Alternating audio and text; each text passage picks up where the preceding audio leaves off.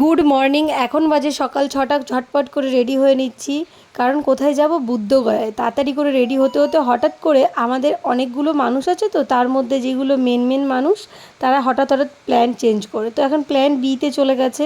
তো এখন আমরা কোথায় যাব নিজেরাও জানি না। হঠাৎ করে প্ল্যান হয়েছে প্রয়াগরাজে স্নান করে তারপরেই যাব। তো পদ্মাবতীর তো আগের দিন প্রচণ্ড শরীর খারাপ হয়ে গেছে, পায়ে ব্যথা, তাই হাঁটতে পারছিল না। তাই আমাদের রুমে গিয়ে খাওয়া দাওয়া করে ঘুমিয়ে পড়তে হয়েছে। ও আবার আরেকটা প্ল্যানও হয়েছিল, সকালবেলা হনুমানগড়িতে পুজো দিতে যাবে, কিন্তু ওই প্ল্যানটাও কাজ করেনি, কারণ কেউ যেতেই পারেনি। যেহেতু আমি যেতে পারিনি, তাই ভগবান চাইনি যে তোমরা পুজো দিতে যাও। তাই যাই হোক। আর এই যে সেই সিএনজি 2 ঘন্টা অন্তর অন্তর তোমাকে সিএনজি ভরতে হবে।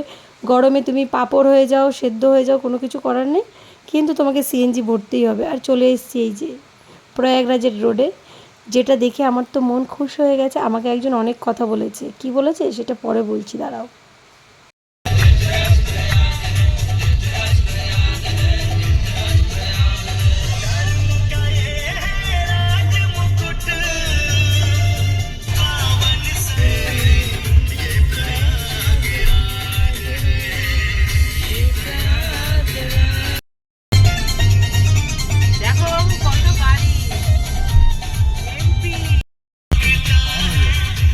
কথা বলতে বলতে তো চলেই আসলাম প্রয়াগরাজে। তো আমাকে একজন বলেছে আমি নাকি সত্যিই খুব পাপী, তাই সরোজিনী নদীতেও স্নান করতে পারিনি, তো প্রয়াগরাজেও স্নান করতে পারবো না। তো ঠাকুরকে ওখানে দাঁড়িয়ে দাঁড়িয়ে আমিও ঠাকুরকে ডাকলাম হঠাৎ করে।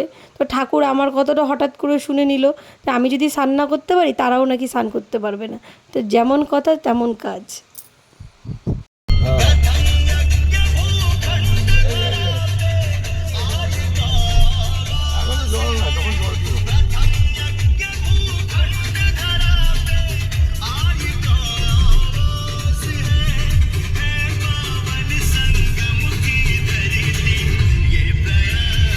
এই যে ব্রিজটা দেখছো, এই যখন কুম্ভের মেলা হয়েছে তখন তো এইসব জায়গা দিয়ে গাড়ি তো ঢোকার কথা দূর কি বাদ, মানে একটা মানুষও তখন ঢুকতে পারেনি। যারা পায়ে খুব তেল আছে, পায়ে জোর আছে, ভগবানের কৃপা আছে, তারাই একমাত্র প্রয়াগরাজে এসে স্নান করতে পেরেছে। তো ভগবান তখন আমাকে কৃপা করেনি। তো এবারও যাচ্ছি সেকেন্ডবার, তো এবারও আমাকে ভগবান কৃপা করলো না, তো আমিও স্নান করতে পারলাম না। আমার যে এত কষ্ট লাগছে। আর এই যে যখন কুম্ভের মেলা ছিল, এইসব জায়গা পুরো ভর্তি ছিল। আর যোগী যে কী করেছে, পুরো প্রয়াগরাজের ভোলটাই চেঞ্জ করে দিয়েছে। আমরা যখন এসেছিলাম তখন সম্পূর্ণ অন্যরকম ছিল। তো সামনে এক বাইক দাদাকে দেখতে পেলে, সে নৌকা মানে নৌকার সব কাস্টমার এখান থেকে নিয়ে যায় ধরে ধরে। তো আমরা তো গেছি। আর এই যে সেই হনুমান লেটে ওয়ে হনুমানের মন্দিরটা, যেটা আমি যখন প্রথম প্রয়াগরাজে এসেছি তখন তো আমি দেখিনি। ও বাই দ্য ওয়ে, কেন বললাম যে ওরা স্নান করতে পারেনি, যেই ঢুকেছি এত ঝড় উঠেছে, বালিগুলো এত চোখে লাগছে।